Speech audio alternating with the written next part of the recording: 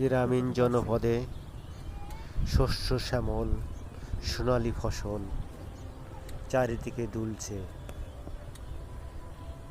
মনে হচ্ছে যেন বাংলার মাঠ ঘাট সব সোনালী রঙে ভরে গেছে।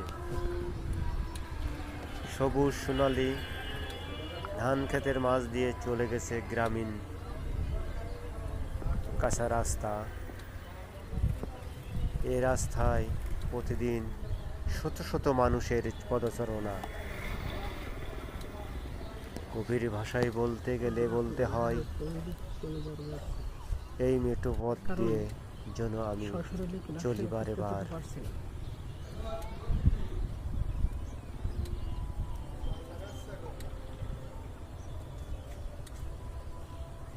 বাংলার প্রতিটি